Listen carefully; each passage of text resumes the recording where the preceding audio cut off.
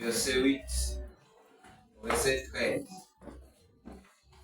Exode 17, verset 8 au verset 13. La parole de Dieu.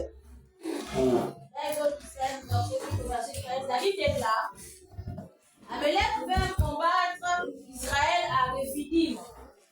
Alors Moïse dit à Josué, choisis-nous des hommes, sors et combat Amalek.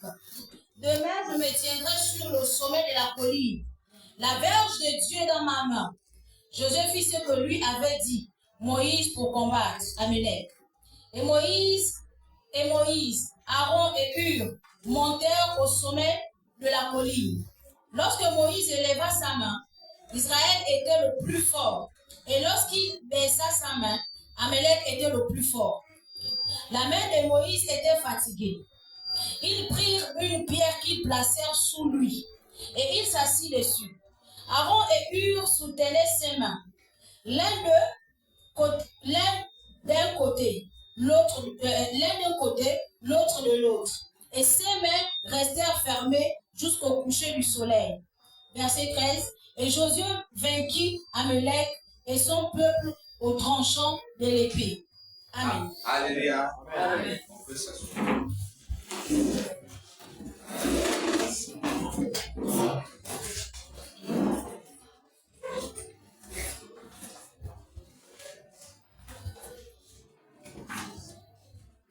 Nous allons donc partager ces versets ce matin. C'est quelques versets. Le thème de ce matin, la victoire est au sommet de la montagne. La victoire est au sommet de la montagne.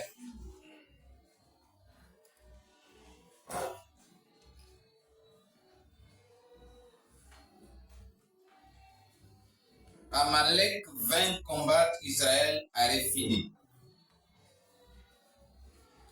Alors Moïse dit à Josué, choisis-nous des hommes, sors et combat Amalek. Demain, je me tiendrai sur le sommet de la colline, la verge de Dieu dans ma main. Josué fit ce que lui avait dit Moïse pour combattre Amalek. Et Moïse, Aaron et Hur montèrent au sommet de la colline. Lorsque Moïse élevait sa main, Israël était le plus fort. Lorsque Moïse baissait sa main, Amalek était le plus fort. Les mains de Moïse étant fatiguées, ils prirent une pierre.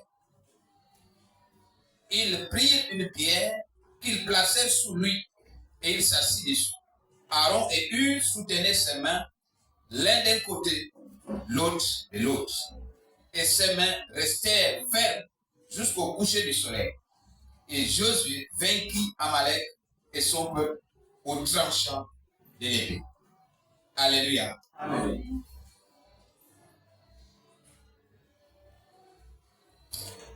Je veux ce matin vous amener dans deux ou trois thèmes, parce qu'il y aura des sous-thèmes. Dans deux ou trois sous-thèmes à l'intérieur du même thème. Premièrement, je veux d'abord vous parler de la montagne. Je vais d'abord vous parler de la montagne. Je disais que la victoire est au sommet de la montagne. Amen. Alléluia. Amen. D'après les recherches,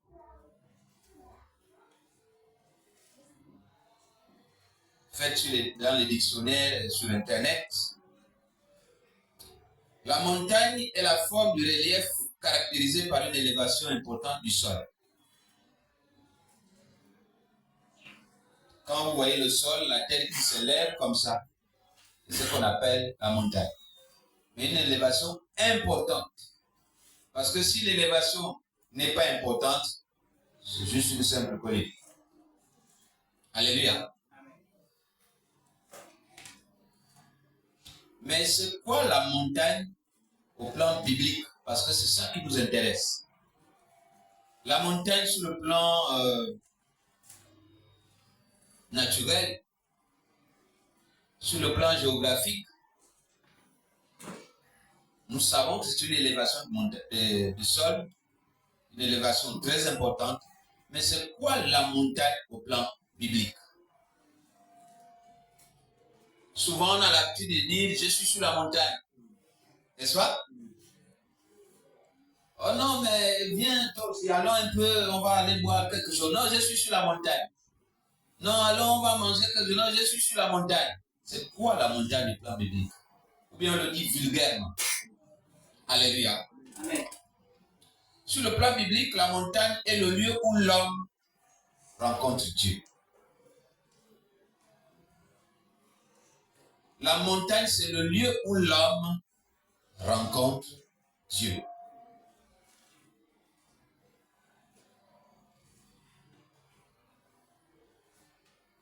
Je m'arrête d'abord là, sans autre commentaire. La montagne, c'est le lieu où l'homme rencontre Dieu. Toi, tu dis, alors on va faire telle chose. Non, je suis sur la montagne.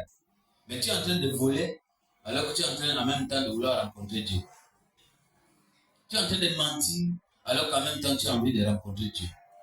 Tu es en train de tricher, alors qu'en même temps tu es en train de rencontrer Dieu. Connais ce qu'on appelle la montagne aujourd'hui. Pour éviter de raconter des histoires. Je suis sur la montagne. Tu n'es pas sur la montagne. Qui a déjà rencontré Dieu et est resté le même? Regardez la Bible, de la Genèse jusqu'à Apocalypse. Tous ceux qui ont rencontré Dieu ne sont plus jamais restés les mêmes. Alléluia. Amen. Lorsqu'on rencontre Dieu, il y a une marque, il y a un signe qui reste. Tu étais voleur hier, tu es le même voleur aujourd'hui et tu dis que tu as rencontré Dieu. Et tu étais sur la montagne. Alléluia. Amen. Tu étais alcoolique et tu dis que tu as rencontré Dieu et tu es sur la montagne mais tu es toujours alcoolique. Tu n'as pas rencontré Dieu, tu n'es pas parti sur la montagne. Parce que tu devais avoir une marque, tu devais avoir l'impact. Lorsqu'on va sur la montagne pour rencontrer Dieu, il y a un impact qui reste. Alléluia. Comme une sorte de lieu ou de lien, j'allais dire, comme une sorte de lien entre le ciel et la terre, la montagne est le lieu où l'homme se lève vers Dieu et où Dieu se penche vers l'homme. Alléluia. Amen. La montagne est le lieu où l'homme se lève vers Dieu et où Dieu se penche vers l'homme. C'est un lieu de rencontre. Il y a comme un lien entre le ciel et la terre sur la montagne. Alléluia. Amen. Alléluia. Amen. La montagne, c'est aussi le lieu de l'effort. Le lieu de l'initiation. La montagne, c'est le lieu de l'effort, le lieu de l'initiation, le lieu de la solitude. On est parfois seul. En tout cas, quand tu vas sur la montagne, tu n'amènes pas les gens. Alléluia. Amen. Parfois, il faut éviter les excès de bagages. Mais c'est souvent ça qui nous embête. Parce que quand on a les excédents de bagages, on les paye cash. Je disais tout à l'heure, tu dis tu es parti sur la montagne, mais tu reviens avec le même fardeau que tu avais. Tu es parti avec un fardeau, tu devais le laisser. Mais tu reviens avec le même fardeau. C'est des excédents de bagages. Alléluia. Alors que la montagne, c'est le lieu où on va seul. On ne va pas avec ces fardeaux. Et si on est parti avec le fardeau, on doit le laisser. Alléluia. On doit le laisser. La montagne, c'est le lieu de l'initiation. On s'initie à tout sur la montagne. J'ai dit, on s'initie à quoi? À tout. Ceux qui sont initiés dans les rites traditionnels savent de quoi je parle. C'est sur la montagne que l'initiation se passe. Et nous verrons même sur le plan spirituel que c'est sur la montagne que l'initiation se passe. L'initiation ne se passe pas dans la vallée. L'initiation ne se passe pas n'importe où, mais ça se passe au sommet de la montagne. Alléluia. Amen. Mais la montagne aussi, c'est le lieu de l'émerveillement. Quand on est sur la montagne, on regarde les choses, on est émerveillé, on est content.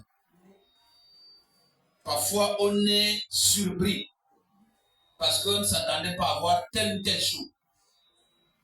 Là où nous sommes là, nous ne voyons pas l'église voisine qui est un peu plus loin là-bas. Nous ne voyons pas la maison du chef de ces quartiers. Mais si on se met un peu, on se lève là, au-dessus de cette maison, on va commencer à voir l'église qui est là-bas.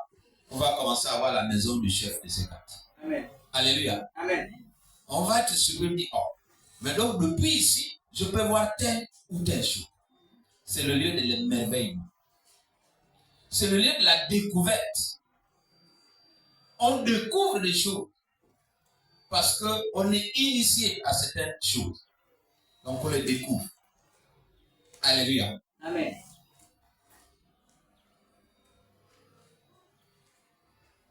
Donc la montagne, c'est la voie royale. C'est le chemin par excellence pour nous conduire vers où? Vers la sagesse.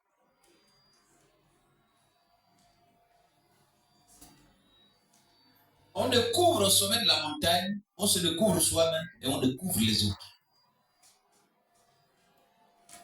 Vers le sommet de la montagne, on se découvre soi-même et on découvre les autres. Alléluia.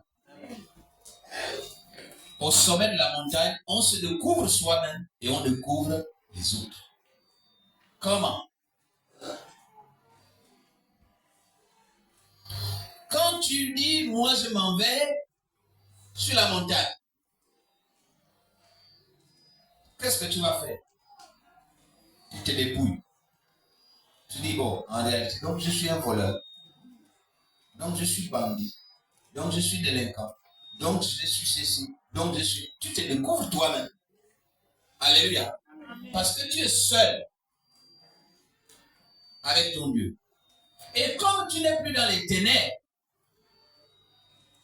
tu es parti à la rencontre de ton Dieu, mais à la lumière, à la clarté de sa lumière, tu te découvres. Parce que tu n'es plus dans l'ombre. Quand tu prends un habit, tu t'habilles dans le noir, tu ne sais pas s'il y a des plis. Tu ne sais pas si c'est déchiré. Mais dès que la lumière apparaît, tu dis, oh, donc c'était troué. Alléluia. Amen. Parce que là, tu es devant la lumière de Dieu. Sur la montagne. C'est le lieu où donc tu te découvres toi-même. C'est le lieu où tu découvres les autres. Parfois, le regard que tu avais sur l'autre change. Tu avais un regard condescendant. Tu étais orgueilleux. Tu étais je ne sais pas quoi devant l'autre. Mais après, tu commences à aimer les autres. Parce que tu commences à les connaître. Parce que tu commences à savoir qu'est-ce qui les embête. Pourquoi ils sont comme ça. Quand tu te mets à leur place, tu commences à comprendre les choses. Alléluia. Amen. Mais tout ça là, c'est sur la montagne.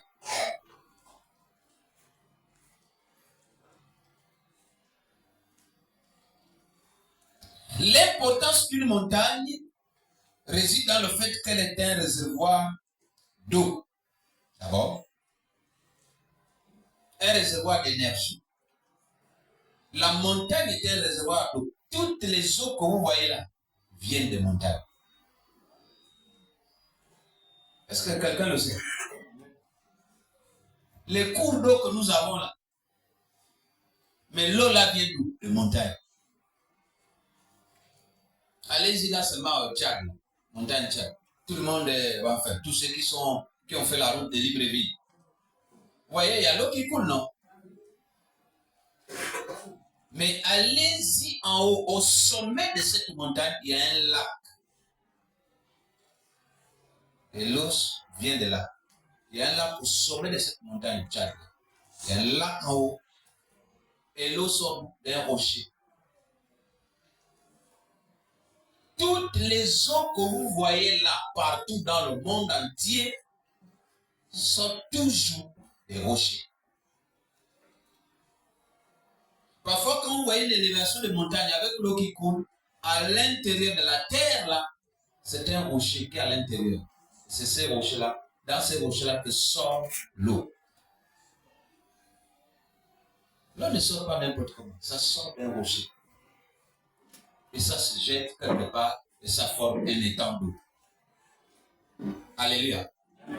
Mais c'est quoi l'eau là qui sort sur la montagne? C'est la parole. L'eau c'est quoi? La parole. Donc quand tu vas sur la montagne, tu vas rencontrer quoi? La parole. Tu ne peux pas aller sur la montagne, aller rencontrer la parole et revenir avec des bêtises. On n'a pas rencontré la parole. Quand on va sur la montagne, on rencontre la parole, on revient avec la parole. Alléluia. Amen. Mais je disais aussi que l'importance d'une montagne réside aussi dans le fait qu'elle est un réservoir aussi d'énergie et de diversité biologique. Un réservoir d'énergie. Il y a une énergie puissante sur la montagne. Mais c'est quoi l'énergie là? C'est ce que nos amis ont appelé Dieu. Puisque nous, on n'avait pas ce langage de Dieu dans nos us et coutumes. Mais on connaissait Dieu. Nzambé, n'est-ce pas? Nzambi, Fumu, ainsi de suite. Mais c'est l'énergie qui est sur la montagne. Sur la montagne, il y a une énergie. Et sur la montagne, il y a une diversité biologique. Il y a tout. Mais sur la montagne, il y a aussi des services. Sur la montagne, il y a aussi des services qu'on peut avoir. Donc la montagne, bien aimé, réserve des secrets. Beaucoup de secrets. Je ne suis pas venu spécialement te parler des secrets de la montagne, mais je te glisse un peu. Alléluia. Amen. Les montagnes contiennent des ressources naturelles. Alléluia. Amen. Et des ressources essentielles. Tels que les minéraux, les produits forestiers, vous les trouvez sur la montagne. N'est-ce pas? Il y a des ressources essentielles qui sont sur la montagne. Il y a même comment on appelle ça? Il y a même des richesses que vous ne pouvez pas trouver n'importe où. C'est sur la montagne. Tant que tu n'es pas sur cette montagne, tu n'as pas cette richesse. Mais attention, les montagnes sont gardées aussi par des esprits. C'est pour ça que quand je vous parlais de la montagne de Tchad, ce n'est pas tout le monde qui peut arriver au sommet là. De toute façon, la voie qui mène au paradis est difficile à emprunter. La voie qui mène au paradis est difficile à emprunter. La voie la mieux goudronnée, c'est celle qui mène en enfer. Celle-là, il n'y a même pas de feu rouge. c'est sans embouteillage. Tu vas de tout droit en enfer. Mais la voie qui mène au paradis, il y a beaucoup de feux rouges. Il y a même de feux éteints, comme à Sonoro. Alléluia. Amen. C'est un feu, mais il est éteint. Je disais qu'il y a des forces sur la montagne. Et les forces se combattent. Dieu lui-même est là. Mais les autres qui ont été parachutés, quand vous envoyez les militaires, oh, lui c'est un paracommando. Ce sont les premiers paracommandos. Le premier paracommando, c'était Satan. Il avait été précipité depuis le ciel.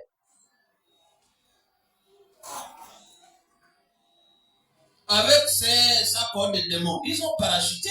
Amen. On vous a dit qu'ils avaient pris l'avion. C'était des paracommandos. Ils sont venus comme des commandos. Et c'est là où les autres ont crié malheur à la terre. C'est des paracommandos qui sont arrivés. Certains sont tombés sur les montagnes. D'autres dans les eaux.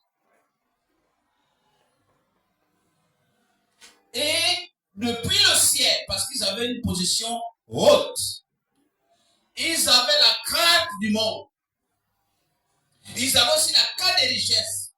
Quand ils sont tombés, ils se sont mis partout où il y avait les richesses. C'est pour ça qu'aujourd'hui, je vous dis bien, pour ceux qui ont déjà les cheveux blancs, ils savent.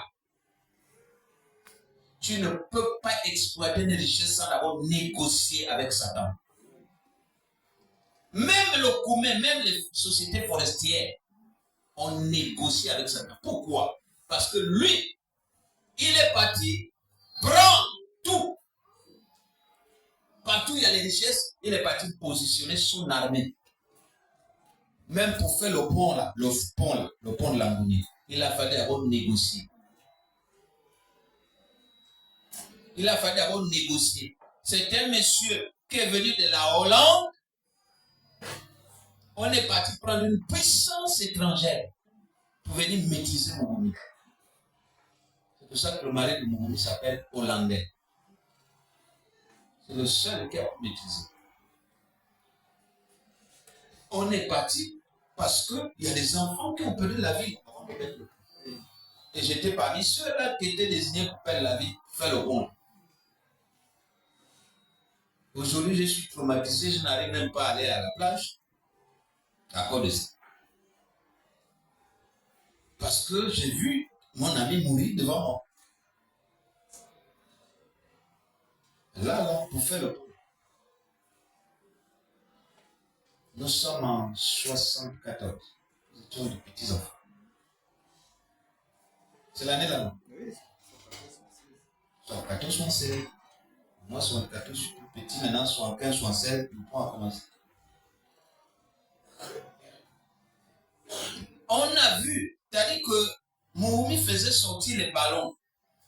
Comme ils savent que les enfants aiment les ballons, donc on nageait parce qu'il n'y avait pas de pont. Vous voyez là où il y a le lac bleu, l'hôtel lac bleu. C'est pas là qu'on traversait, là, le gouvernorat était, il y a un désert quelque part, là, il n'y a plus de maisons là. C'est là où était le gouvernorat. Et nous, on allait se laver. Et on faisait, quand on voit les ballons, ben on ne sait même pas qui envoie les ballons. Nous sommes contents, il y a les ballons. Bon, attends, tu as besoin de te poser la question, d'où vient le ballon? Un enfant de 5 ans, 6 ans, quelle question se pose? Il voit le ballon, il est content. Alors on nage, et puis on fait les compétitions, le premier qui arrive, il doit prendre son ballon. Mais c'est là où on a fini les enfants. La technique était telle que vous nagez. Celui qui est le premier, bon, vous savez que lui, il est déjà devant, il vous a déjà laissé distancer. Vous arrêtez, vous dites qu'en fait, ce n'est plus la peine. Mais lui, il a quoi? Il a quel problème, lui? Il a le problème que le ballon ne va pas loin. Le ballon est toujours à côté. toujours à côté, mais il n'arrive jamais à le toucher et ça l'amène au large. C'est-à-dire qu'il peut faire l'effort qu'il veut, le ballon ne va pas très loin. Il est à côté. Donc il se dit, non, encore un peu d'effort. Non, encore. Parce que si c'est loin, il va dire, non, bon, c'est déjà trop loin. Mais c'est toujours là. Il se dit, un petit moment je peux, un petit moment je peux. Mais après, il se retrouve au large. Il boit quelques kilos d'eau. Puis il est parti. Et c'est comme ça que, donc ces jours-là, j'ai été battu, on a nagé, on m'a battu, celui qui m'a battu, nous on a dit bon, on était, je crois, 4 ces jours-là, on a dit bon, nous, lui il va prendre ses ballons. Mais il ne l'a jamais pris. Alléluia. Jusqu'à ce qu'on a négocié avec Satan pour faire le pont. Vous voulez faire passer un pont, vous négociez. Vous voulez exploiter des richesses, vous négociez. Même ceux qui font le bois, qui sont dans le bois, ils savent que ces gens-là, quand ils viennent, ils ont des éléphants qui prospectent. C'est aujourd'hui qu'on parle de GPS avec nos portables, mais le GPS, c'est là, c'est là. Vous voyez, le cadastre ne vient plus dire, débrousse d'abord ton terrain. Ce n'est plus ça. À l'époque, on disait, bon, fais d'abord les sillons pour qu'on vienne. Non. Il met son portable ici, il met son portable là, il prend des points, il dit, bon, ton terrain comme ça, comme ça, comme ça. Avec le GPS. Mais là, mon ami, c'est compliqué. C'était compliqué. Alléluia. C'était compliqué. Donc, avec, comment dirais-je, avec plutôt sur la montagne, vous avez ces forces-là qui sont arrivées. Satan est là avec vous. Dieu aussi est là avec vous. Et il y a un combat au niveau des richesses. Il y a un combat. Tu prends, mais avant de prendre, c'est pour moi. Dieu dit, c'est moi qui ai créé, qui ai mis là. Et Satan dit, oui, mais avant que ton homme que tu as créé vienne prendre, il négocie avec moi. Voilà ce qui se passe. C'est Dieu qui a créé. Mais avant que vous ne preniez, il faut négocier. Les éléphants là, qu'on envoie là pour prospecter le bois là. Vous pensez que c'est des éléphants normaux? J'ai l'habitude de dire qu'un éléphant n'attaque jamais. Un éléphant qui vous attaque, c'est un humain qui s'est transformé. L'éléphant, quand il va y fuir, un éléphant n'attaque. C'est comme j'ai découvert là, dans nos amis de TikTok là, quelqu'un qui disait, non, c'était pas TikTok, je crois que c'est avant hier, ou hier, je suivais Vision 4, télévision camerounaise. Quelqu'un qui disait qu'en fait, l'animal le plus doux, c'est le serpent. Que le serpent n'attaque jamais. Bon, il m'a donné un peu de force parce que moi j'ai peur du serpent. Alléluia. Il m'a donné un peu de force. Et il dit, le serpent n'attaque jamais. Il dit, si vous voyez un serpent qui vous attaque, on l'a envoyé. Il est en mission. Vous savez, c'est juste dans le mental qu'on a seulement peur. C'est tout. Sinon, le serpent n'attaque pas. Alléluia. Amen. Mais le serpent qui attaque là, c'est Satan. Et sur la montagne, il est là. Alléluia. Amen.